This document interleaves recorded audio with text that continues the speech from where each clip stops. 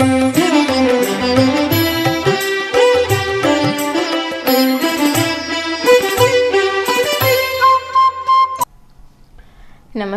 Sony 9 ನ್ಯೂಸ್ಗೆ ಸ್ವಾಗತ. ನಾನು ಪ್ರಭಾವತಿ. ಮೊದಲಿಗೆ ಮುಖ್ಯಾಂಶಗಳು. ಒಳ ಮೀಸಲಾತಿ ಜಾರಿಗಾಗಿ ಜಿಲ್ಲಾಧಿಕಾರಿಗಳ ಕಚೇರಿಗೆ ಮುತ್ತಿಗೆ ಜಾರಿ ಮಾಡಿ ಇಲ್ಲ ಕುರ್ಚಿ ಖಾಲಿ ಮಾಡಿ ಸುಪ್ರೀಂ ಕೋರ್ಟ್ ತೀರ್ಪಿನ ಆಧಾರದ ಮೇಲೆ ತಕ್ಷಣವೇ ಜಾರಿಗೊಳಿಸಿ ಫರ್ನಾಂಡಿಸ್ ಹಿಪ್ಪಳಗಾವ್. ವ್ಯಸನ ಮುಕ್ತ ಸಮಾಜ ನಿರ್ಮಾಣಕ್ಕೆ ಎಲ್ಲರೂ ಕೈಜೋಡಿಸಿ. ಆಂದೋಲನದ ಪರಿಣಾಮವಾಗಿ ಅನೇಕರು ವ್ಯಸನಗಳಿಂದ ಆಚೆ ಬಂದು ಉತ್ತಮ ಜೀವನ ಕಟ್ಟಿಕೊಂಡರು. ಸಚಿವ ಈಶ್ವರ್ ಬಿ ಖಂಡ್ರೆ. ಸರ್ಕಾರದ ಮಹತ್ವಾಕಾಂಕ್ಷಿ ಪಂಚ ಗ್ಯಾರಂಟಿ ಯೋಜನೆಗಳನ್ನು ಜನರಿಗೆ ತಲುಪಿಸಿ ಪಡಿತರ ಅಕ್ಕಿಯು ಕಾಳಸಂತೆಯಲ್ಲಿ ಮಾರಾಟ ಆಗದಂತೆ ನೋಡಿಕೊಳ್ಳಬೇಕೆಂದು ಆಹಾರ ಮತ್ತು ನಾಗರಿಕ ಸರಬರಾಜು ಇಲಾಖೆಯ ಅಧಿಕಾರಿಗಳಿಗೆ ಸೂಚನೆ. ಅಮೃತರಾವ್ ಚಿಮ್ಕೋಡೆ. ಶರಣರ ದರ್ಶನ ಪ್ರವಚನ ಜುಲೈ 31ರಿಂದ ಆಗಸ್ಟ್ 24ರವರೆಗೆ ಪ್ರತಿದಿನ ಸಂಜೆ 7ರಿಂದ 8ರವರೆಗೆ ಪ್ರವಚನ ನಡೆಸಿಕೊಡಲಿದ್ದಾರೆ ಸುರೇಶ್ ಕುಮಾರ್ ಸ್ವಾಮಿ. ಡ್ರೋನ್ ಮೂಲಕ ನ್ಯಾನೋ ಯೂರಿಯಾ ಹಾಗೂ ನ್ಯಾನೋ ಡಿಎಪಿ ಬಳಕೆ ಕುರಿತು ಪ್ರಾತ್ಯಕ್ಷಿತೆ. ಬೀದರ್ ಮನುಕುಲ ಸೇವೆಗಾಗಿ ಸಮಾಜದಲ್ಲಿ ಹೆಚ್ಚುತ್ತಿರುವ ಸಾವು ನೋವು ಪ್ರಕರಣಗಳು, ಜೀವನ ಶೈಲಿಗೆ ಸಂಬಂಧಪಟ್ಟ ಕಾಯಿಲೆಗಳು, ಜನಸಾಮಾನ್ಯರಲ್ಲಿ ಜಾಗೃತಿ. ಮಾನವ ಧರ್ಮ ಫೌಂಡೇಶನ್. ಡಾಕ್ಟರ್ ಕಲಾವತಿ ಪಾಟೀಲ್. ಸುದ್ದಿಯ ವಿವರಗಳು. 35 ವರ್ಷಗಳಿಂದ ನೆನೆಗುದ್ದಿಗೆ ಬಿದ್ದಿರುವ ಪರಿಶಿಷ್ಟ ಜಾತಿ ಒಳ ಮೀಸಲಾತಿ ಜಾರಿ ಮಾಡಿ ಇಲ್ಲ, ಮುಖ್ಯಮಂತ್ರಿ ಸಿದ್ದರಾಮಯ್ಯ ಕುರ್ಚಿ ಖಾಲಿ ಮಾಡಿ ಎಂದು ಮಾದಿಗ ಸಂಘಟನೆಗಳ ಒಕ್ಕೂಟದ ಕಾರ್ಯಾಧ್ಯಕ್ಷ ಫರ್ನಾಂಡಿಸ್ ಹಿಪ್ಪಳಗಾವ್ ತಿಳಿಸಿದರು. ನಗರದಲ್ಲಿ ಮಾದಿಗ ಸಂಘಟನೆಗಳ ಒಕ್ಕೂಟದ ವತಿಯಿಂದ ಆಯೋಜಿಸಿದ ಅರೆವೆತ್ತಲೆ ಮೆರವಣಿಗೆ ಜಿಲ್ಲಾಧಿಕಾರಿಗಳ ಕಚೇರಿಗೆ ಮುತ್ತಿಗೆ ಹಾಗೂ ತಲೆಬೋಳಿಸಿಕೊಂಡು ವಿಭಿನ್ನವಾಗಿ ನಡೆಸಿದ ಪ್ರತಿಭಟನೆ ಉದ್ದೇಶಿಸಿ ಮಾತನಾಡಿದರು. ಮೊನ್ನೆ ಸುಪ್ರೀಂ ಕೋರ್ಟ್ ಪರಿಶಿಷ್ಟ ಸಮುದಾಯದೊಳಗಿನ ಅತಿ ಹಿಂದುಳಿದ ಮತ್ತು ಅವಕಾಶ ವಂಚಿತ ಸಮುದಾಯಗಳಿಗೆ ಸಾಮಾಜಿಕ ನ್ಯಾಯವನ್ನು ಒದಗಿಸುವ ಸಲುವಾಗಿ ದತ್ತಾಂಶಗಳ ಆಧಾರದ ಮೇಲೆ ಆಯಾ ರಾಜ್ಯಗಳು ಒಳ ಮೀಸಲಾತಿ ಜಾರಿ ಮಾಡಿ ಎಂದು ತೀರ್ಪು ನೀಡಿ 1 ವರ್ಷ ಗತಿಸಿತ್ತು. ಆದರೆ ವಿನಾಕಾರಣ ರಾಜ್ಯ ಕಾಂಗ್ರೆಸ್ ಸರ್ಕಾರ ಕುಂಟು ನೆಪ ಹೂಡಿ ವಿಳಂಬ ನೀತಿ ಅನುಸರಿಸುತ್ತಿದೆ. ಇದು ಖಂಡನೀಯ ಎಂದು ತಿಳಿಸಿದರು. ರಾಜ್ಯ ಸರ್ಕಾರದ ಈ ರೀತಿಯ ಅನಗತ್ಯ ವಿಳಂಬ ನೀತಿಯಿಂದ ನಮ್ಮ ಸಮುದಾಯ ಆತಂಕಕ್ಕೆ ಒಳಗಾಗಿದೆ. ವಿದ್ಯಾರ್ಥಿಗಳು, ಉದ್ಯೋಗಾಕಾಂಕ್ಷಿಗಳು, ಕಾರ್ಮಿಕರು ಮತ್ತು ಮಹಿಳೆಯರು ಹಾಗೂ ಒಟ್ಟಾರೆ ತಮ್ಮ ನ್ಯಾಯಯುತ ಹಕ್ಕುಗಳಿಂದ ವಂಚಿತರಾಗಿದ್ದಾರೆ. ಸುಪ್ರೀಂ ಕೋರ್ಟ್ ತೀರ್ಪಿನ ಪ್ರಕಾರ ಹರಿಯಾಣ, ತೆಲಂಗಾಣ, ಆಂಧ್ರಪ್ರದೇಶ ಸರ್ಕಾರಗಳು ತುರ್ತು ನಿಗಾ ವಹಿಸಿ ತಮ್ಮ ರಾಜ್ಯಗಳಲ್ಲಿ ಒಳ ಮೀಸಲಾತಿ ಜಾರಿ ಮಾಡಿ ಅಗ್ರಪಕ್ಷಿಯಲ್ಲಿವೆ. ಸರ್ಕಾರ ನಾಗಮೋಹನ್ ದಾಸ್ ಅವರ ಆಯೋಗಕ್ಕೆ ಸರಿಯಾಗಿ ಸಹಕಾರ ನೀಡುತ್ತಿಲ್ಲ. ಮಾಹಿತಿ ಅಪೂರ್ಣವಾಗಿವೆ. ಕಾಂತರಾಜು ವರದಿ ಸರ್ಕಾರದ ನಿರ್ಲಕ್ಷ್ಯದಿಂದ ಕಸದ ಬುಟ್ಟಿ ಸೇರಿದೆ. ಆಗಸ್ಟ್ 11ರಿಂದ ವಿಧಾನಮಂಡಲ ಅಧಿವೇಶನ ಆರಂಭವಾಗುತ್ತಿದೆ. ಸರ್ಕಾರ ನಿರ್ಲಕ್ಷ್ಯ ತೋರಿದರೆ ಜನಾಕ್ರೋಶ ಉಗ್ರ ಸ್ವರೂಪ ತಾಳುತ್ತದೆ ಎಂದು ಸರ್ಕಾರಕ್ಕೆ ಎಚ್ಚರಿಕೆ ಗಂಟೆ ಬಾರಿಸಿದರು. ಪ್ರತಿಭಟನೆಯಲ್ಲಿ ಹೋರಾಟಗಾರರು ಕೆಲವೊಂದು ಹಕ್ಕೊತ್ತಾಯ ಮಾಡಿದ್ದರು. ಒಳ ಮೀಸಲಾತಿ ಹೋರಾಟಗಾರರ ಮೇಲೆ ಹಾಕಲಾದ ರೌಡಿ ಶೀಟರ್ ಪ್ರಕರಣ ಹಿಂಪಡೆಯಬೇಕು. ಸುರಕ್ಷತಾ ಪರಿಕರ ಇಲ್ಲದೆ ಮ್ಯಾನ್ಹೋಲ್ಗೆ ಇಳಿಸಿದ ಘಟನೆಯನ್ನು ಗಂಭೀರವಾಗಿ ಪರಿಗಣಿಸಿ ಸಂಬಂಧಪಟ್ಟ ಅಧಿಕಾರಿಗಳನ್ನು ಅಮಾನತುಗೊಳಿಸಬೇಕೆಂದು ಹಕ್ಕೊತ್ತಾಯ ಮಾಡಿದ್ದರು. ಇದೇ ವೇಳೆ ವಿವಿಧ ಸಂಘಟನೆಗಳ ಪ್ರಮುಖರಾದ Vijayakumar ಹಿಪ್ಪಳಗಾವ್, ಪ್ರಭುರಾವ್ ತಾಳ್ಮಡ್ಗಿ, Kamalakar Hegde, Parameshwar ಕಾಳ್ಮದ್ರಿಗಿ, David Wadekar, Peter ಶ್ರೀಮಂಡಲ್, Vishal Joshi, Jayasheela Metre, Peter ಚುಡುಗುಪ್ಪ, Jayasheela ಕಾಲ್ವಾಡೆ, ವಿಶೆಟ್ಟಿ ಬಂಬುಳಗಿ, Dayanand ರೇಕುಳ್ಗಿ, Yuvraj ಭೆಂಡೆ, Tukaram ಲಾಡೆ, ಯೋಹಾನ್ D'Souza, Jeevan ರಿಕ್ಕೆ ಸೇರಿದಂತೆ ವಿವಿಧ ತಾಲೂಕುಗಳಿಂದ ಆಗಮಿಸಿದ ಸಾವಿರಾರು ಯುವಕರು ಪ್ರತಿಭಟನೆಯಲ್ಲಿ ಪಾಲ್ಗೊಂಡಿದ್ದರು. ತಲೆಬೋಳಿಸಿಕೊಂಡು ಯುವಕರು ಜಿಲ್ಲಾಧಿಕಾರಿಗಳ ಕಚೇರಿಗೆ ಮುತ್ತಿಗೆ ಸಂದರ್ಭದಲ್ಲಿ ಪ್ರತಿಭಟನಾಕಾರರು ಬ್ಯಾರಿಕೇಡ್ಗಳನ್ನು ತಳ್ಳಿ ಒಳಗೆ ನುಗ್ಗಲು ಪ್ರಯತ್ನಿಸಿದರು. ಇದರಿಂದ ಕೆಲ ಹೊತ್ತು ಉದ್ವಿಗ್ನ ಸ್ಥಿತಿಯ ವಾತಾವರಣ ನಿರ್ಮಾಣವಾಗಿತ್ತು. ಆದರೆ ಸೂಕ್ತ ಪೊಲೀಸ್ ಬಂದೋಬಸ್ತ್ ಇರುವುದರಿಂದ ಒಳಗೆ ಹೋಗಲು ಬಿಡಲಿಲ್ಲ. ನಗರ ಅಂಬೇಡ್ಕರ್ ವೃತ್ತದಲ್ಲಿ ಕೆಲವು ಯುವಕರು ತಲೆಬೋಳಿಸಿಕೊಂಡು ಒಳ ಮೀಸಲಾತಿ ಜಾರಿಗಾಗಿ ಸರ್ಕಾರಕ್ಕೆ ಒತ್ತಾಯಿಸಿದರು.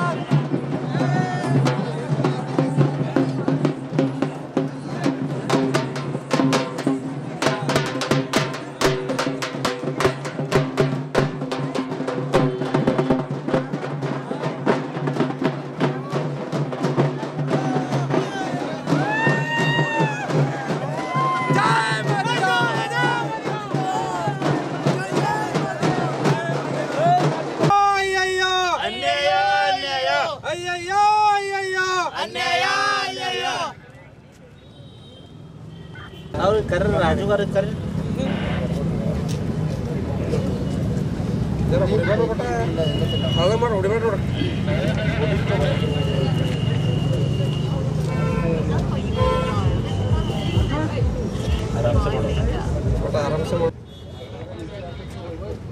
ಮಾದಿಗರ ಮೀಸಲಾತಿ ಹೋರಾಟಕ್ಕೆ ಸ್ಲೋಗನ್ ಹಾಕೋದ್ರಿಂದ ಹುಡುಗರೇ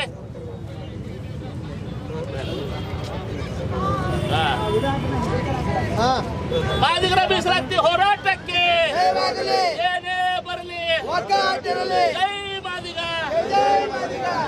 ಸುಮಾರು ಬೆಳಗ್ಗೆ 11 ಗಂಟೆಯಿಂದ ಸಮಯ 4 ಆಗದೆ ಇಲ್ಲಿವರೆಗೆ ಅಂಬೇಡ್ಕರ್ ಸರ್ಕಲ್ ಹತ್ರ ಮಾನವ ಸರಪಳಿ ಮಾಡಿ ಕೇಶವ ಮಂಡನೆ ಮಾಡಿಕೊಂಡು ಅಲ್ಲಿಂದಾಗಿ ಪ್ರತಿಭಟನೆ ಮುಖಾಂತರ ಪಾದಯಾತ್ರೆ ಮುಖಾಂತರ ಸುಮಾರು 5 ಕಿಲೋಮೀಟರ್ವರೆಗೆ ಜಿಲ್ಲೆಯಿಂದ ಬಂದಿರತಕ್ಕಂಥ ಎಲ್ಲ ಮಾದಿಗ ಸಮಾಜದವರು DC ಕಚೇರಿಗೆ ಮುತ್ತಿಗೆ ಹಾಕೋಂಥ ಕೆಲಸ ಇಲ್ಲಿವರೆಗೆ ಪ್ರತಿಭಟನೆ ಆಯಿತು.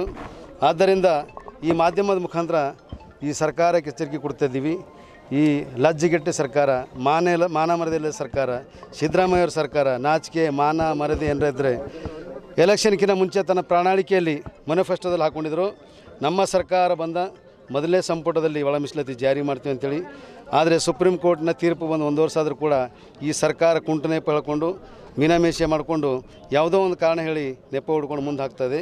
ಆದ್ದರಿಂದ ಬೇಸತ್ತು ಇವತ್ತು ರಾಜ್ಯದಂಥ ಎಲ್ಲ ಮಾದಿಗರು ಏಕಕಾಲಕ್ಕೆ ಪ್ರತಿಭಟನೆ ಮಾಡ್ತಾಯಿದ್ದೀವಿ. 15ನೇ ಆಗಸ್ಟ್ ಸ್ವತಂತ್ರ ಸಿಕ್ಕಂಥ ದಿವಸ ಇದೆ. ನಮ್ಮ ಮಾದಿಗರಿಗೆ ಸ್ವತಂತ್ರ ಸಿಕ್ಕಿಲ್ಲ. ಅದ್ರ ಒಳಗಾಗಿ ಒಂದು ದಿವಸ ಈ ಸರ್ಕಾರ, ಈ ಸಿದ್ದರಾಮಯ್ಯ ಸರ್ಕಾರ ಒಳ ಮೀಸಲಾತಿ ಜಾರಿ ಮಾಡಿದ್ರೆ ಮಾತ್ರ ನಾವೆಲ್ಲ ಇಡೀ ರಾಜ್ಯದಂಥ ಒಂದು ಸಿಹಿ ಹಂಚಂತ ಕೆಲಸ ಮಾಡ್ತೀವಿ. ಇಲ್ಲ ಅಂದ್ರೆ ಇಡೀ ರಾಜ್ಯ ತುಂಬ ನಾವೆಂದ್ರೆ ಹಾಲು ಸಿಗುಡಲ್ಲ ನೀರು ಸಿಗುಡಲ್ಲ ಕರ್ನಾಟಕ ಬಂದ್ ಮಾಡ್ತೀವಿ. ಮತ್ತು 15ನೇ ಆಗಸ್ಟ್ಗೆ ನಾವು ಕರಾಳ ದಿನಾಚರಣೆ ಮಾಡ್ತೀವಿ ಅಂತೇಳಿ ಈ ಮಾಧ್ಯಮದ ಮುಖಾಂತರ ಹೇಳ್ತೀನಿ. ಅಧಿವೇಶನ ಮುಂಚೆವಾಗಿ ಮಾದಿಗ ಸಂಘಟನೆಗಳ ಒಕ್ಕೂಟ ವತಿಯಿಂದ ಇನ್ನೊಂದು ಸಂಘಟನೆ ಫ್ರೀಡಮ್ ಪಾರ್ಕ್ನಲ್ಲಿ ಅಹೋರಾತ್ರಿ ಧರಣ ಕೊಡ್ತಾಯಿದೆ. ನಮ್ಮ ಅಲ್ಕೋಡ್ ಹನುಮಂತಪ್ಪ ನೇತೃತ್ವದಲ್ಲಿ ಆದಿಜಾಂಬ ಸಂಘ ವತಿಯಿಂದ. ಅದೇ ರೀತಿ ಬರುವ 18ನೇ ತಾರೀಕಿಗೆ ರಾಷ್ಟ್ರೀಯ ನಾಯಕರಾಗಿರ್ತಕ್ಕಂಥ ಮಂದಾಕೃಷ್ಣ ಮಾದಿಗವರು ಬೆಂಗಳೂರು ಫ್ರೀಡಮ್ ಪಾರ್ಕಿಗೆ ಬರ್ತಾರೆ. ಅವರು ಕೂಡ ದೊಡ್ಡ ರೀತಿಯಲ್ಲಿ ಹೋರಾಟ ಮಾಡ್ತಿದ್ದೀವಿ. ಹಂತ ಹೋರಾಟ ಮಾಡ್ತವೆ. 15ನೇ ಆಗಸ್ಟ್ ತನಕ ನಮ್ಮ ಹೋರಾಟ ನಡ್ಕೊಂಡಿರ್ತದೆ. 15ನೇ ಆಗಸ್ಟ್ ನಂತರ ನಮ್ಮ ಹೋರಾಟ ಸ್ಪೀಡ್ ಆಗ್ತದೆ. ನಾವು ಯಾವುದೇ ಕಾರಣಕ್ಕೂ ಕರ್ನಾಟಕ ರಾಜ್ಯದಲ್ಲಿ ಯಾವುದೇ ಮಂತ್ರಿ ಹೊರಗೆ ಓಡಾಡೋಕ್ಕೆ ಬಿಡೋದಿಲ್ಲ. ಮಾಡಲಿ ಅಂದರೆ CM ಎಲ್ಲಿ ಸಿಕ್ಕಲ್ಲಿ ಹೆಂಡಿ ತೊಗೊಂಡು ಸಗಣಿ ತೊಗೊಂಡು ಎಲ್ಲ ಮಂತ್ರಿಗಳು ಹೊಡಿತೀವಿ. ಮತ್ತು ಎಲ್ಲ ಉಸ್ತುವಾರಿ ಮನೆ ಮುಂದೆ ಹೊರಗೆ ಬರಗೊಳ್ಳೋದ್ರಿಂದ ಸಗಣಿ ಹೊಡಿಯೋಂಥ ಕೆಲಸ ಮಾಡ್ತೀವಿ ನಾವು.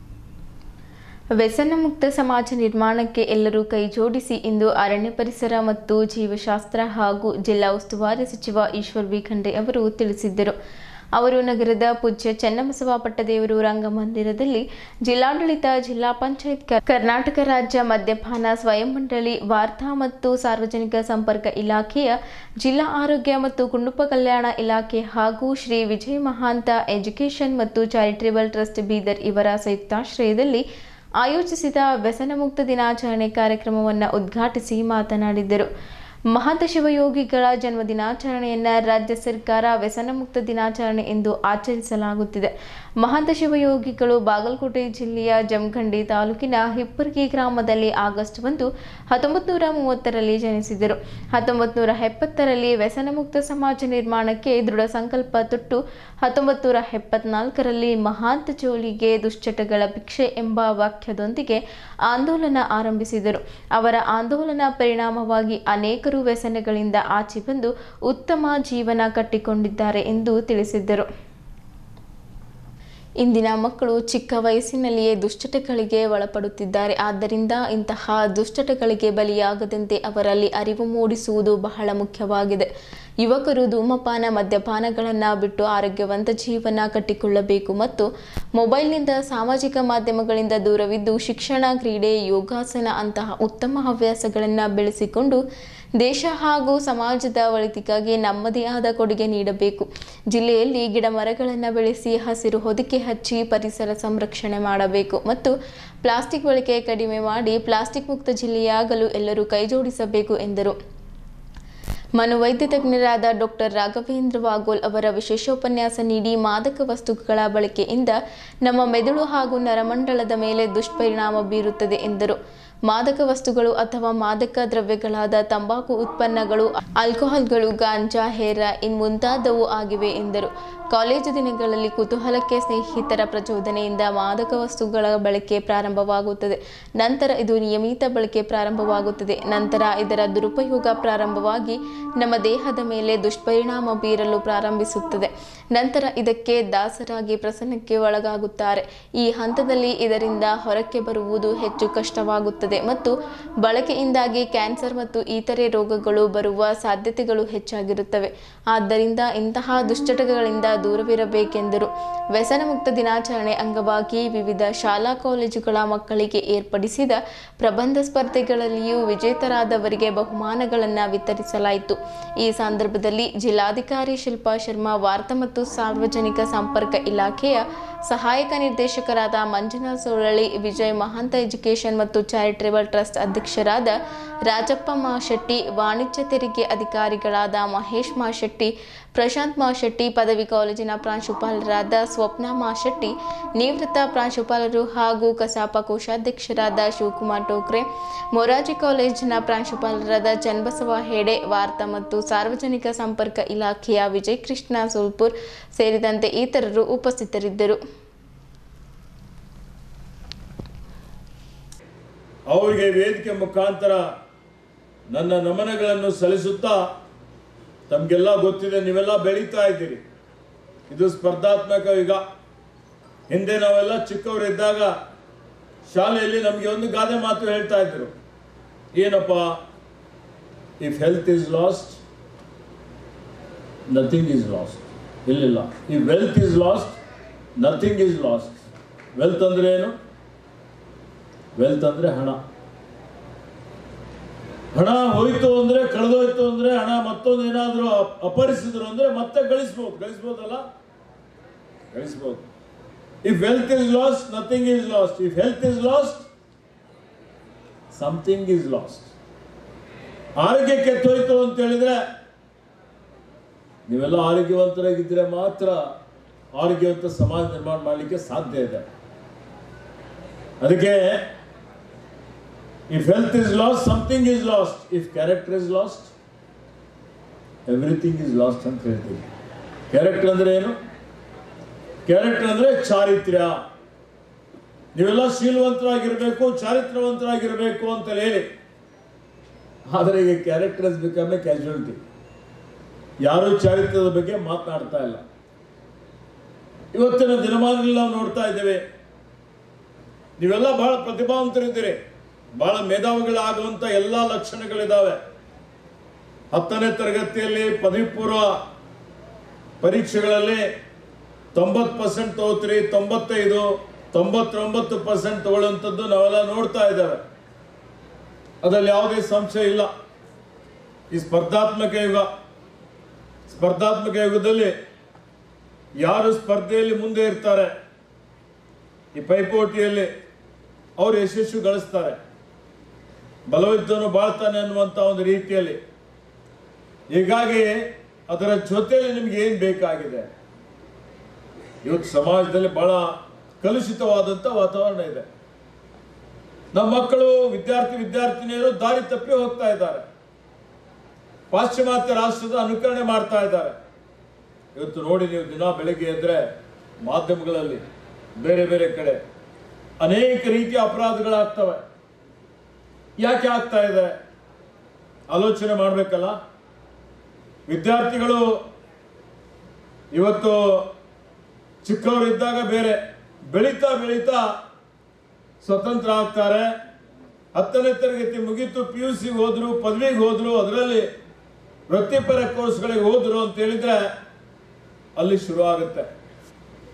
ಅಲ್ಲಿ ವ್ಯಸನಿಗಳಾಗುವಂಥದ್ದು ನಾವು ನೋಡ್ತಾ ಇದ್ದೇವೆ. ಅನೇಕ ಜನ ನಮ್ಮ ಮಕ್ಕಳುಗಳು ಸರಾಯಿ ಕುಡಿಯೋದು, ಧೂಮ್ರಪಾನ ಮಾಡೋದು, ನಶೆ ಮಾಡೋದು, ಇವೆಲ್ಲ ಏನು ದಿನೇ ದಿನೇ ಜಾಸ್ತಿ ಆಗ್ತಾ ಇದೆ. ಅದರಲ್ಲಿ ಪಟ್ಟಣ ಪ್ರದೇಶಗಳಲ್ಲಿ, ಇವತ್ತು ಬೆಂಗಳೂರಂಥ ಮಹಾನಗರಿಗಳಲ್ಲಿ ಬಹಳ ಕಡೆ ಅಲ್ಲಿ ಸಹಿತ ಈಗ ಅಲ್ಲಿನಿಂದ ಬೀದರ್ವರೆಗೆ ಬಂದಿದೆ. ಬೀದರ್ವರೆಗೂ ನಾವು ನೋಡ್ತೀವಿ.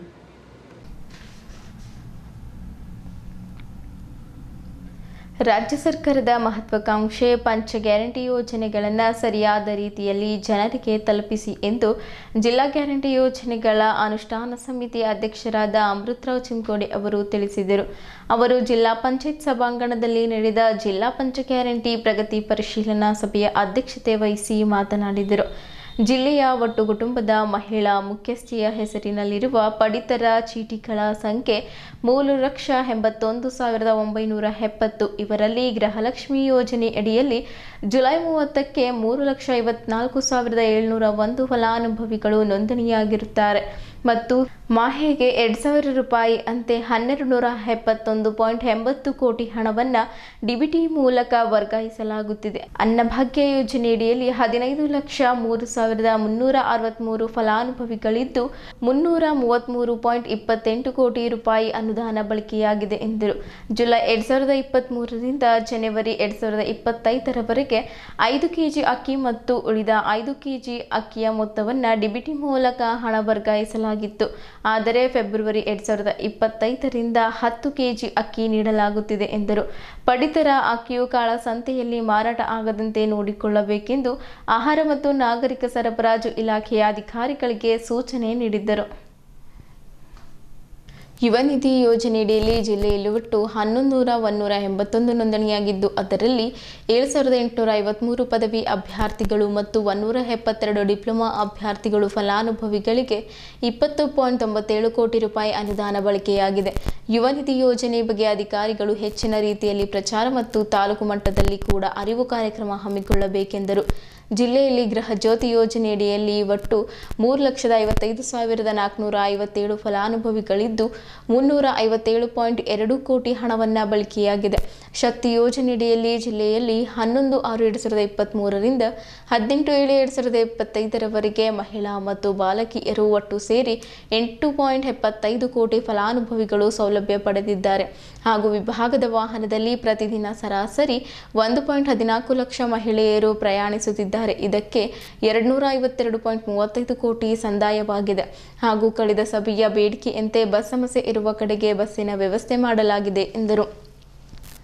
ಕೆಲವು ಕಡೆ ಶಾಲಾ ಕಾಲೇಜು ವಿದ್ಯಾರ್ಥಿಗಳಿಗೆ ಬಸ್ ನಿಲ್ಲಿಸುತ್ತಿಲ್ಲ ಎಂಬ ಆರೋಪ ಕೇಳಿಬರುತ್ತಿದ್ದು, ಸಮಸ್ಯೆಯನ್ನು ತಕ್ಷಣ ಪರಿಹರಿಸಬೇಕೆಂದು ಸಂಬಂಧಪಟ್ಟ ಅಧಿಕಾರಿಗಳಿಗೆ ಸೂಚನೆ ನೀಡಿದ್ದರು. ಗ್ಯಾರಂಟಿ ಯೋಜನೆಗಳಿಗೆ ಸಂಬಂಧಪಟ್ಟ ಸಮಸ್ಯೆಗಳ ಬಗ್ಗೆ ಅಧಿಕಾರಿಗಳಿಗೆ ಲಿಖಿತ ರೂಪದಲ್ಲಿ ದೂರು ಸಲ್ಲಿಸಿ ಒಂದು ವೇಳೆ ಅವರು ಸಮಸ್ಯೆಗೆ ಸ್ಪಂದಿಸದಿದ್ದರೆ ಅವರ ವಿರುದ್ಧ ಕ್ರಮ ಕೈಗೊಳ್ಳಲಾಗುವುದೆಂದು ಪ್ರಾಮಾಣಿಕವಾಗಿ ಜನರಿಗೆ ಪಂಚ ಗ್ಯಾರಂಟಿಗಳು ತಲುಪಿಸುವ ಕೆಲಸ ಹಾಗೂ ಅವುಗಳ ಬಗ್ಗೆ ಜನರಿಗೆ ಅರಿವು ಮೂಡಿಸುವ ಕಾರ್ಯ ಸಂಬಂಧಪಟ್ಟ ಅಧಿಕಾರಿಗಳು ಮಾಡಬೇಕೆಂದು ತಿಳಿಸಿದ್ದರು. ಈ ಸಭೆಯಲ್ಲಿ ಜಿಲ್ಲಾ ಪಂಚಾಯತ್ ಮುಖ್ಯ ಕಾರ್ಯನಿರ್ವಹಣಾಧಿಕಾರಿ ಡಾಕ್ಟರ್ ಗಿರೀಶ್ ಬದೋಲೆ, ಜಿಲ್ಲಾ ಪಂಚಾಯತ್ ಮುಖ್ಯ ಯೋಜನಾಧಿಕಾರಿ ಕಿಶೋರ್ ಕುಮಾರ್ ದುಬೆ, ಮಹಿಳಾ ಮತ್ತು ಮಕ್ಕಳ ಕಲ್ಯಾಣ ಇಲಾಖೆಯ ಉಪನಿರ್ದೇಶಕರಾದ ಶ್ರೀಧರ್ ಎಂಎಚ್, ಜೆಸ್ಕಾಂ ಕಾರ್ಯನಿರ್ವಾಹಕ ಅಭಿಯಂತರರು ರಮೇಶ್ ಪಾಟೀಲ್, ಕೆಕೆಆರ್ಡಿಸಿ ವಿಭಾಗೀಯ ನಿಯಂತ್ರಣಾಧಿಕಾರಿ ಚಂದ್ರಕಾಂತ್ ಫೋಲೇಕರ್, ಜಿಲ್ಲಾ ಉದ್ಯೋಗ ವಿನಿಮಯಾಧಿಕಾರಿ ವಿ ಪ್ರಭಾಕರ್, ಆಹಾರ ಮತ್ತು ನಾಗರಿಕ ಸರಬರಾಜು ಇಲಾಖೆಯ ಉಪನಿರ್ದೇಶಕರಾದ ಪ್ರವೀಣ್ ಸೇರಿದಂತೆ ಜಿಲ್ಲಾ ಮತ್ತು ತಾಲೂಕು ಮಟ್ಟದ ಅಧಿಕಾರಿಗಳು ಹಾಗೂ ಗ್ಯಾರಂಟಿ ಯೋಜನೆಗಳ ಜಿಲ್ಲಾ ಅನುಷ್ಠಾನ ಸಮಿತಿಯ ಉಪಾಧ್ಯಕ್ಷರು ಹಾಗೂ ಸದಸ್ಯರು ಉಪಸ್ಥಿತರಿದ್ದರು. ಸಿಸ್ಟಮ್ನಾಗ ಅಪ್ಡೇಟ್ ಮಾಡತ್ತಾರೆ ಸರ್. ಇಲ್ಲ ಅದು ಮೀಟರ್ ಡಿಸ್ಪ್ಲೇ ಹೋಗಿತ್ತು, ಎವರೇಜ್ ಹೊಡೆದ್ರೆ ತೊಗೊಂಡು ಸರ್. ಅದು ಡಿಸ್ಪ್ಲೇ ಮೀಟರ್ದಾಗ ಡಿಸ್ಪ್ಲೇ ಮಾಡತ್ತದು. ಆಮೇಲೆ ಮುಂದೆ ಏನಾಗಿದೆ ಸರ್, ಅದು ನಾವು ಗರೀಬ್ ಜನ 14,000 ದುಡ್ಡು ಬಂದಾಗ ಸರ್, 3 ತಿಂಗಳು ಸರ್ ಅವರು ಆಫೀಸ್ಗೆ ಹೋಗಿಲ್ಲ.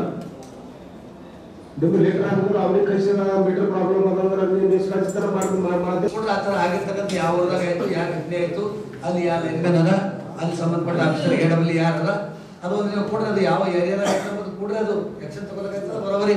ಈಗ ಗಿರೀಶ್ ಬದಲೇ ಸರ್ ಬರೋಬರಿ ಇಮಿಡಿಯೇಟ್ಲಿ ಏನು ಮಾಡ್ತಾರೆ ಅವರಿಗೆ ಅದನ್ನ ತಗೊಳಕಾಗ್ತದೆ. ನಾವು ಹೇಳಿದ್ರೆ ಸರ್ ನನಗೆ ಅನಿಸ್ತದೆ ಇನ್ನೂ ಎಷ್ಟು ಸ್ಟ್ರೀಕ್ ಮಾಡ್ತೇವಲ್ಲ ದುಡ್ಡಿದ್ರು ಸ್ಟ್ರೀಕ್ ಮಾಡೋದು ಕೆಲಸ ಆಯ್ತದೆ ಸರ್. ಹೇಳೋದ್ರದಾಗ ಬೇರೆ ನಾ ಎಷ್ಟು ಸಲ ಹೇಳ್ತೆ, ಹೇಳೋದ್ರದಾಗ लाख बकने से ಈ ಸಲ ಗೊತ್ತು लाख बकने से एक लिखना अच्छा होता है ಅಂತ ನಮಗೆ ಪಾಠ ಹೇಳ್ತಿರು. ಅದು ಪಾಠನೇ ಜೀವನದಾಗ ಅದ. ಸರ್ಗಳ ಪಾಠ ಹೇಳ ಗುರುಗಳೇ ತಾಯಿ ತಂದೆ ಬಿಟ್ಟಿನ ಮೇಲೆ ಮಾಸ್ತರ್ಗಳು ಒಂದು ಲಿಖನ ಎಲ್ಲಿ ಯಾವ ಜಾಗ ಆಯ್ತು ಅಂತ ಕೊಡ್ರಿ ಬ್ರದರ್. ಅದಕ್ಕೆ ಹೇಳ್ತಾ ಇದ್ರಿ ನಿಮ್ಮದು ನಂಬರ್ಗೆ ಸಾಥ್ ಇಟ್ಟರೆ ಅಂತ ತಿಳ್ಕೊರಿ. ಆಸ್ಪತ್ರೆ ಕೊಟ್ಟಾಗ ಈ ಆಗಬೇಕಂತ ಒಂದು ಗಂಟೆ ತಿಳಿಸಿ ಹೇಳತ್ತಿದ್ರು. ಮತ್ತು ಕಂಬಗಳು ಬೀಳಬಾರ್ದು, 14 ವರ್ಷದ ಬಿದ್ದಿಲ್ಲ ಬರೋಬರಿ. ಈಗ ಬೀಳತ್ತಿದ್ದಕ್ಕೆ ಯಾಕೆ ಹಾಕ್ಬೇಕಂತ ಹೇಳಿದ್ರೆ ಈಗೆಲ್ಲ ಎಲ್ಲ ಸಲಹೆ ಬಂತು, ಸಿಸಿ ಹಾಕೊಂಡು ಮಾಡ್ರಿ ಅಂತ. ಅದಕ್ಕೆ ಒಂದೇ ಪರಿಹಾರ ಬಾಣ ಕುದ್ದಲ್ಲ ಅಂತೇಳಿ ಬೊಗಡಿ ಎಲ್ಲ ಕಿರುಚುಗಳು ನಮ್ಮ ಆಯ್ಬೇಕಾದ್ರೆ ಬೇಳೆ ನೋಡೋ ಬರೋ ಮಾಡ್ಕೊಂಡ್ರೆ ಉಳ್ಳಾಕೈತಿ ಬೊಗಡಿದು ಹೋಗ್ತಾರ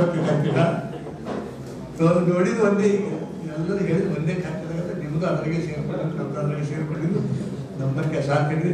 ಮತ್ತಿನ ಎಲ್ಲ ಶ್ರೀನಿವಾಸ ಕೇಳ್ತಾರೆ ಅದ್ರ ಬಗ್ಗೆ ಆ ಸಂಬಂಧಪಟ್ಟಿದ್ದು ಬಿಟ್ಟು ಬೇರೆ ಇದ್ದು ಕೇಳಿ. ಯಾಕಂದ್ರೆ ಈಗ ಪಾಯಿಂಟ್ಗಳು ಸರಿಯಾಗಿ ನೀವು ಇಟ್ಕೊಳ್ಬೇಕು. ಯಾರು ಅವ್ರು ಬರೋದಲ್ಲ, ಇಲ್ಲಿ ಬರ್ಕೊಂಬದಲ್ಲ.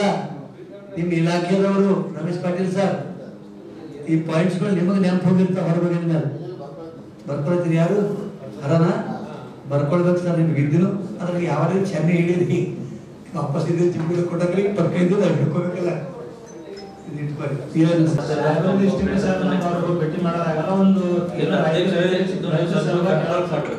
ನಮ್ಗ ಕೇವಲ ಒಂದೇ ಅಧಿಕಾರಿಗಳ ಮಾತ್ರ 100% ನಮ್ಮ 5 ಗ್ಯಾರಂಟಿಗಳಿಗೆ ಸಂಬಂಧಪಟ್ಟ ವಿಷಯ ನಾವು ಮಾತಾಡ್ರಿ. ಬೇರೆ ವಿಷಯ ಇದ್ದಿದ್ದು ಸಂಬಂಧಪಟ್ಟ ಶಾಸಕರುಗಳಿಗೆ ಮಂತ್ರಿಗಳಿಗೆ ಅಲ್ಲಿ ಮನವಿ ಕೊಡ್ತಕ್ಕಂಥದ್ದು ಮಾಡ್ರಿ. ಸೋಲಾರ್ ತಂದ ಬೀಜದ ರೊಕ್ಕ ಕೊಡ್ರಿ, ಹೆಚ್ಚಿಗೆ ಮಾಡಿ. ಇದು ನಮ್ಮ 5 ಗ್ಯಾರಂಟಿ ವಿಷಯಕ್ಕೆ ಸಂಬಂಧಪಟ್ಟಿದ್ದು ಮಾತ್ರ ದಯವಿಟ್ಟು ಮಾತಾಡಬೇಕು. ಮುಂದೆ ಬೇರೆ ಮಾತಾಡೋದು ಅದು ಕಟ್ಟದಲ್ಲಿ ಬಂದು ಮಾಡಬೇಕು. ಇದು ಕಟ್ಟುನಿಟ್ಟಿನ ಒಂದು ಮನವಿ, ರಿಕ್ವೆಸ್ಟ್. ನೆಕ್ಸ್ಟ್ ಯುವನಿಧಿ ಬಸವಕಲ್ಯಾಣದಿಂದ ಬೀದರ್ ಬರಕ್ ಒಂದು ಬಸ್ ಇಲ್ಲ ಸರ್. ಅಲ್ಲಿ ಜನರಿಗೆ ನಮ್ಮ ತಾಲೂಕದಿಂದ ಜಿಲ್ಲೆಗೆ ಬರ್ಲಕ್ ಒಂದು ಬಸ್ ಇಲ್ಲ ಬೀದರ್ಗೆ. ಅದು ಒಂದು ಬಸ್ ಮಾಡ್ಕೊಡ್ರಿ, ಆಮೇಲೆ ಎಲ್ಲ ಸರಿ ಹೋಗ್ತದೆ. ಮಿರ್ಕಲ್, ಕುತ್ತಿ, ಹನುಮಂತವಾಡಿ, ಅಂಬೇವಾಡಿ ಬರ್ತದೆ ಸರ್. ಒಳಗಿನ ಮಿರ್ಕಲ್ಲಿಂದ ಕುಲ್ಸೂರ್ ಬರಕ್ಕೂ ಬಸ್ ಇಲ್ಲ. ನಮ್ಮ ತಾಲೂಕಾಗ ಬರ್ಲಕ್ಕೆ ಬಸ್ ಇಲ್ಲ ಅಲ್ಲಿ ಜನರಿಗೆ. ನಮ್ದು ಗ್ಯಾಸ್ ಸ್ಟಾರ್ಟ್ ಆಗಿ ಹಿಡಿದು ನಡೆದ್ರಿ ಚರ್ಚೆ ಅದು ಅವರಿಗೆ ಆಗಿಲ್ಲ 2 ವರ್ಷ ಆಯ್ತು ನಾವು ಗ್ಯಾರಂಟಿ ಸ್ಟಾರ್ಟ್ ಆಗಿ ಹಿಡಿದು ಅಲ್ಲಿ ತಾಲೂಕಲ್ಲೂ ಹೇಳ್ತಾರೆ ಭಾಳ ಸಲ ಚರ್ಚೆ ಆಗಿದೆ ಸರ್ ಇದು ಆ ಜನರ ಬೇಡಿಕೆ ಭಾಳ ಇದೆ ಸರ್ ಅದು ಅವಶ್ಯಕ ಇದಕ್ಕೆ ಬರ್ಲಕ್ಕ ಅವ್ರಿಗೆ ಸವಲತ್ತು ಇಲ್ಲ ಸರ್ ಅವ್ರು ಹೋದ್ರೆ ಬಾಲ್ಕಿ ಬರ್ಬೇಕಲ್ಲ ಬಸವ ಕಲ್ಯಾಣ ಹೋಗ್ಬೇಕು ಸರ್ ಬಿಡ್ಕಲ್ಲ ಗೊತ್ತಿದ್ದು ಜನರು ಅದು ಒಂದು ರೂಟ್ ಅಲ್ಲ ಸರ್ ಅದು ಬಸವ ಕಲ್ಯಾಣ ಬಿಡ್ತಂದ್ರೆ ಸೀದಾ ಒಳಗಿಂದ ಹುಡ್ಸೂರು ಬರ್ತದೆ ಗುತ್ತಿ ಮೆಡಿಕಲ್ ಮೇಲೆ ಬಸವ ಕಲ್ಯಾಣ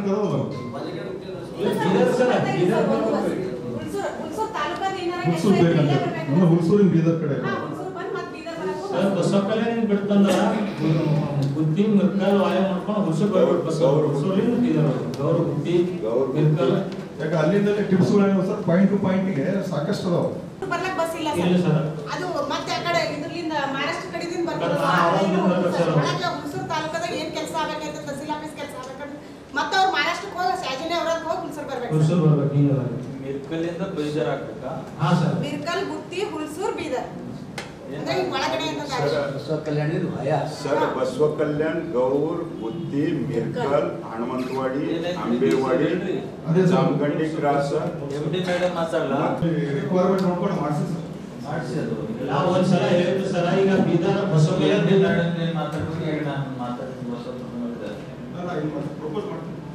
ಪ್ರಪೋಸ್ ಮಾಡಿ ಈ ಒಂದು ಮಳೆಗಾಲ ಇನ್ನೊಂದು ತಿಂಗಳು ಸ್ವಲ್ಪ ಕ್ಲಿಯರ್ ಯಾಕಂದ್ರೆ ಯಾವುದೋ ಬಸ್ಸು ಜನರಿಗೆ ಅಂದ್ರೆ ಜನ ಜಾಸ್ತಿ ಓಡಾಟ ಇರಲ್ಲ ಹಾಗೆ ಮತ್ತೆ ಅಕ್ಟೋಬರ್ ಇಂದ ಎಲ್ಲ 9 ತಿಂಗಳಿಂದ ಸ್ಟಾಪ್ ಇದೆ sir all over Karnataka sir ಹೊಸದಾಗಿ ಪಡಿತರ ಚೀಟಿಗಳು ಇರೋದು ಸರ್ ಲಾಸ್ಟ್ 9 ತಿಂಗಳಿಂದನೂ ಸ್ಟಾಪ್ ಆಗಿದೆ ಸರ್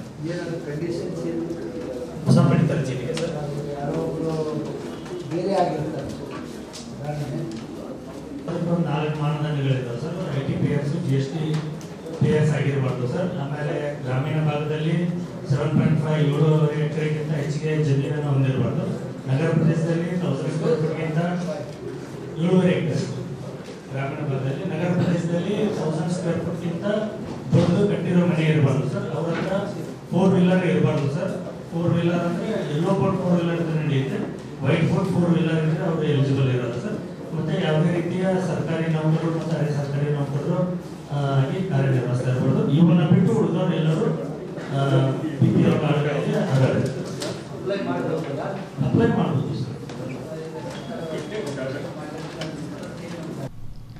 ರಾಷ್ಟ್ರೀಯ ಬಸವದಳ ಲಿಂಗಾಯತ ಸಮಾಜ ಹಾಗೂ ಅಕ್ಕನ ಬಳಗದ ವತಿಯಿಂದ ಶ್ರಾವಣ ನಿಮಿತ್ತ ಇಲ್ಲಿಯ ಜ್ಞಾನಸುಧಾ ವಿದ್ಯಾಲಯ ಸಮೀಪದ ರಿಂಗ್ ರಸ್ತೆ ಬಳಿ ಕುಂಚಿಕೆ ಗಂದಿಗುಡಿ ಲೇಔಟ್ನಲ್ಲಿ ಇರುವ ಬಸವ ಮಂಟಪದಲ್ಲಿ ಜುಲೈ 31ರಿಂದ ಆಗಸ್ಟ್ 24ರವರೆಗೆ ಶರಣರ ದರ್ಶನ ಪ್ರವಚನ ಹಮ್ಮಿಕೊಳ್ಳಲಾಗಿದೆ. ರಾಷ್ಟ್ರೀಯ ಬಸವದಳದ ಜಿಲ್ಲಾ ಘಟಕದ ಪ್ರಧಾನ ಕಾರ್ಯದರ್ಶಿ ಸುರೇಶ್ ಕುಮಾರ್ ಸ್ವಾಮಿ ಅವರು ಪ್ರತಿದಿನ ಸಂಜೆ 7ರಿಂದ 8ರವರೆಗೆ ಪ್ರವಚನ ನಡೆಸಿಕೊಡಲಿದ್ದಾರೆ. ಸಮಾರಂಭದಲ್ಲಿ ಜಿಲ್ಲಾ ಲಿಂಗಾಯತ್ ಸಮಾಜದ ಅಧ್ಯಕ್ಷ ಕುಶಲರಾವ್ ಪಾಟೀಲ್ ಖಾಜಾಪುರ್ ಪ್ರವಚನವನ್ನ ಉದ್ಘಾಟಿಸಿದರು. ಗುರುದೇವಿ ಬೆಹೆಂಚಿ ಸಮ್ಮುಖ ವಹಿಸಿ ಮಾತನಾಡಿದರು. ಮೊದಲಿಗೆ ವಿಶ್ವಗುರು ಬಸವಣ್ಣನವರ ಭಾವಚಿತ್ರಕ್ಕೆ ಪೂಜೆ ಸಲ್ಲಿಸಿ ಶಟಸ್ಥಳ ಧ್ವಜವನ್ನು ಹಾರಿಸುವ ಮೂಲಕ ಕಾರ್ಯಕ್ರಮವನ್ನು ಉದ್ಘಾಟಿಸಿ ಮಾತನಾಡಿದರು. ರಾಷ್ಟ್ರೀಯ ಬಸವದಳದ ಜಿಲ್ಲಾ ಘಟಕದ ಅಧ್ಯಕ್ಷ ಸೋಮಶೇಖರ್ ಪಾಟೀಲ್ ಗಾದ್ಗಿ ಅಧ್ಯಕ್ಷತೆ ವಹಿಸಿದರು. ಉದ್ಯಮಿ ಚಂದ್ರಶೇಖರ್ ಹೆಬ್ಬಾಳೆ ಮತ್ತು ಡಾಕ್ಟರ್ ಚನ್ನಬಸವ ಪಟ್ಟದೇವರು ಪತ್ತಿನ ಸಹಕಾರ ಸಂಘದ ಅಧ್ಯಕ್ಷ ಜಯರಾಜ್ ಖಂಡ್ರೆ, ರಾಷ್ಟ್ರೀಯ ಬಸವದಳದ ತಾಲೂಕು ಘಟಕದ ಅಧ್ಯಕ್ಷ ಸಂಜೀವ್ಕುಮಾರ್ ಪಾಟೀಲ್, ಜಿಲ್ಲಾ ಯುವ ಘಟಕದ ಅಧ್ಯಕ್ಷ ಗಣೇಶ್ ಬಿರಾದರ್ ಮುಖ್ಯ ಅತಿಥಿಗಳಾಗಿ ಪಾಲ್ಗೊಂಡಿದ್ದರು. ರಾಷ್ಟ್ರೀಯ ಬಸವದಳದ ರಾಜ್ಯ ಉಪಾಧ್ಯಕ್ಷ ರಾಜೇಂದ್ರ ಜೋನ್ಕೆರೆ ಪ್ರಾಸ್ತಾವಿಕವಾಗಿ ಮಾತನಾಡಿದ್ದರು. ಕೆಕೆ ಫಂಕ್ಷನ್ ಹಾಲ್ ಮಾಲೀಕ ಕಂಟೆಪ್ಪ ಗಂದಿಗೂಡೆ ಏಕನಾಥ ಸಿದ್ದೇಶ್ವರ ವಚನ ಸಂಗೀತ ನಡೆಸಿಕೊಟ್ಟಿದ್ದಾರೆ ಎಂದು ತಿಳಿಸಿದರು. ಅಧ್ಯಕ್ಷರು ಹಾಗೂ ಪದಾಧಿಕಾರಿಗಳು ರಾಷ್ಟ್ರೀಯ ಬಸವದಳ ಲಿಂಗಾಯತ ಸಮಾಜ ಹಾಗೂ ಅಕ್ಕನ ಬಳಗ ಕುಂಚಿಗೆ ಗಂದಿಗುಡಿ ಲೇಔಟ್ ಬೀದರ್ನಲ್ಲಿ ಕಾರ್ಯಕ್ರಮ ಹಮ್ಮಿಕೊಳ್ಳಲಾಗಿತ್ತು.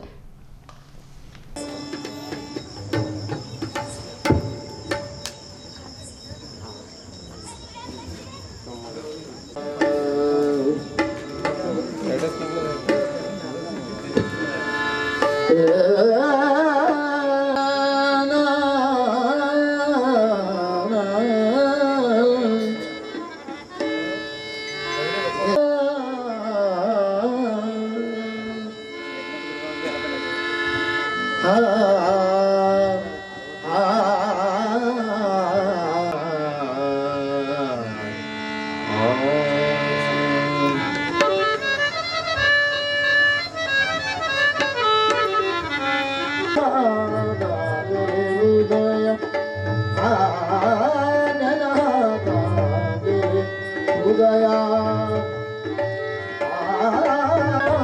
ಉದಯ ಉದಯ ಅಸ್ತಮಾನ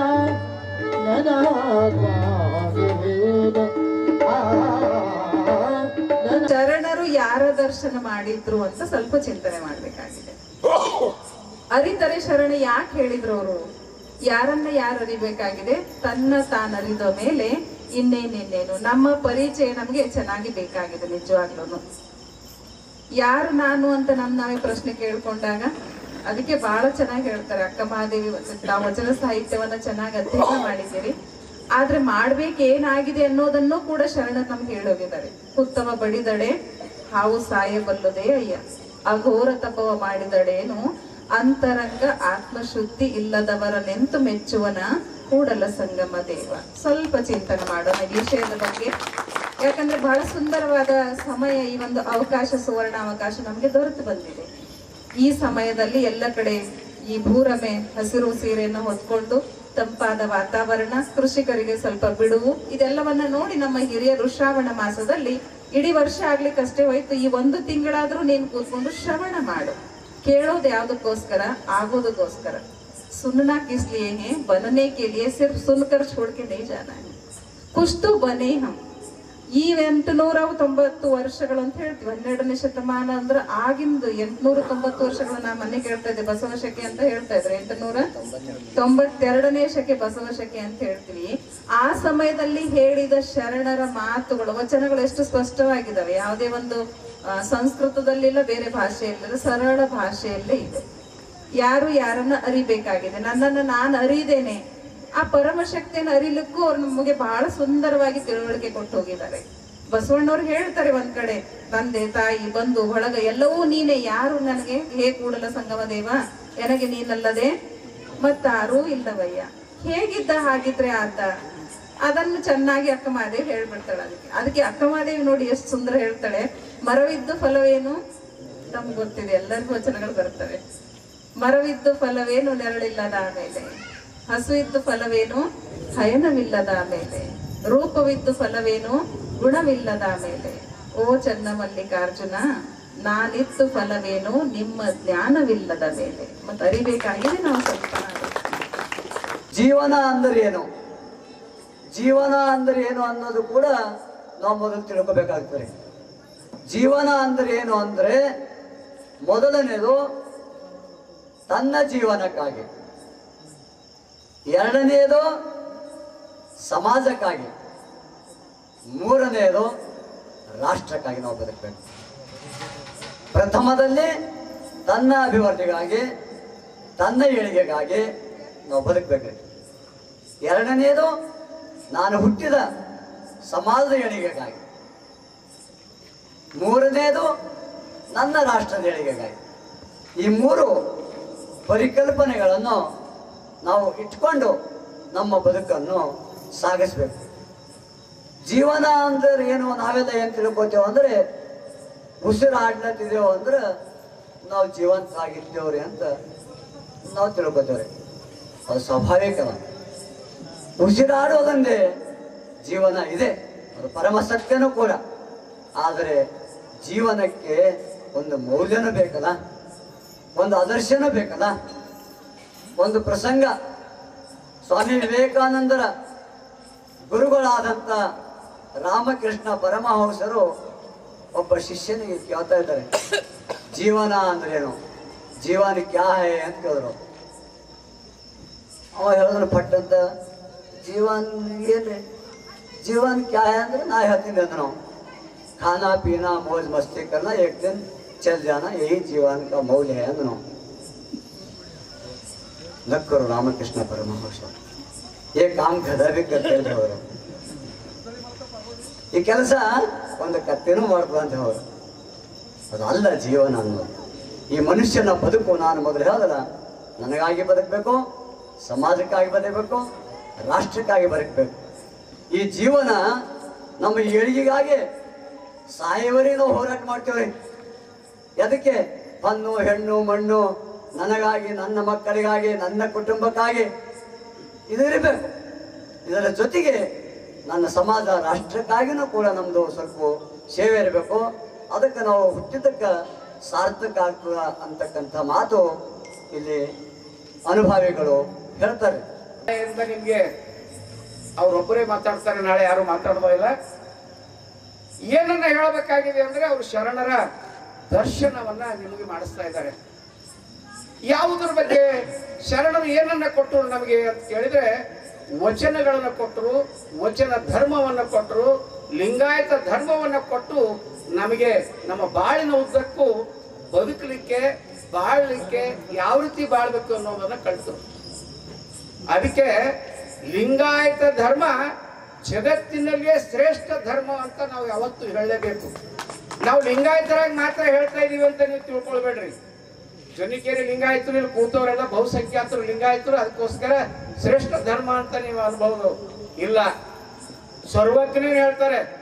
ಸರ್ವಜ್ಞೇನ್ ಏನ್ ಹೇಳ್ತಾರೆ ಅಂತ ಹೇಳಿದ್ರೆ, ಬಸವ ಗುರುವಿನ ಹೆಸರು ಬಲ್ಲವರಾರಿಲ್ಲ.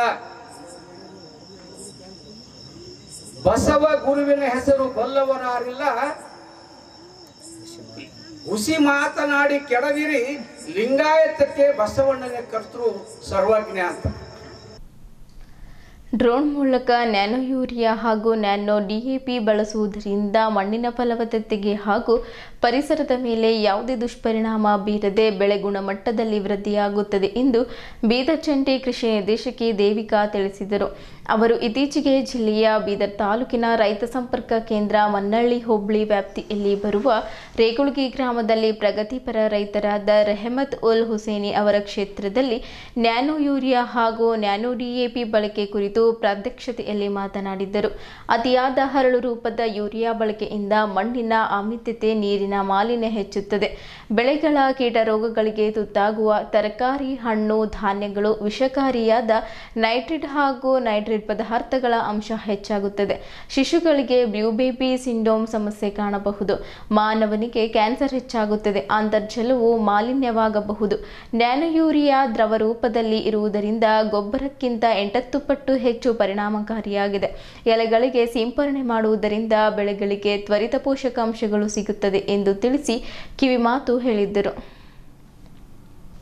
ರೈತರು ಹೆಚ್ಚು ಹರಳು ರೂಪದ ಯೂರಿಯಾ ಬದಲಾಗಿ ದ್ರವ ರೂಪದ ನ್ಯಾನೋ ಯೂರಿಯಾ ಹಾಗೂ ನ್ಯಾನೋ ಡಿಎಪಿ ಬಳಸಲು ಕಿವಿಮಾತು ಹೇಳಿದ್ದರು. ಈ ಸಂದರ್ಭದಲ್ಲಿ ಬೀದರ್ ಸಹಾಯಕ ಕೃಷಿ ನಿರ್ದೇಶಕಿ ಆರ್ತಿ ಪಾಟೀಲ್, ರಾಜ್ಕುಮಾರ್ ಎಕ್ಕೇಳೆ, ಸಹಾಯಕ ಕೃಷಿ ನಿರ್ದೇಶಕರು, ವಿಷಯ ತಜ್ಞರು ವಿಜಯಕುಮಾರ್ ಸಿರಂಜೆ, ಕೃಷಿ ಅಧಿಕಾರಿ, ರೈತ ಸಂಪರ್ಕ ಕೇಂದ್ರ ಮನ್ನಳ್ಳಿ ಸಂಸ್ಥೆಯ ಜಿಲ್ಲಾ ವ್ಯವಸ್ಥಾಪಕರು ಸುರೇಶ್ ಸೇರಿದಂತೆ ಗ್ರಾಮದ ಪ್ರಗತಿಪರ ರೈತರಾದ ರೆಹಮತ್ ಉಲ್ ಹುಸೇನ್, ಮಲ್ಲಿಕಾರ್ಜುನ್ ಹಚ್ಚಿ ಹಾಗೂ ಗ್ರಾಮದ ರೈತ ಬಾಂಧವರು ಮತ್ತು ಶಾಲೆಯ ವಿದ್ಯಾರ್ಥಿಗಳು ಭಾಗವಹಿಸಿದ್ದರು.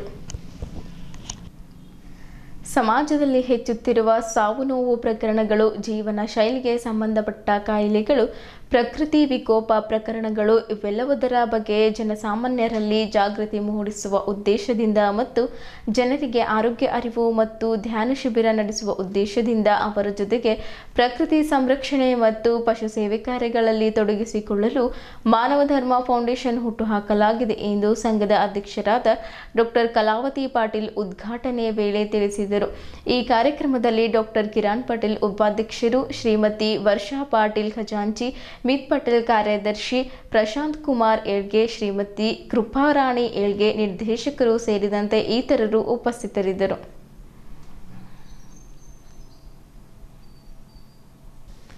ಇಲ್ಲಿಯವರೆಗೂ ಸುದ್ದಿ ಕೊಟ್ಟಿದ್ದು ನಾನು ಪ್ರಭಾವತಿ. ಮುಂದಿನ ಸುದ್ದಿಯೊಂದಿಗೆ ಮತ್ತೆ ಭೇಟಿಯಾಗೋಣ. ವಂದನೆಗಳು.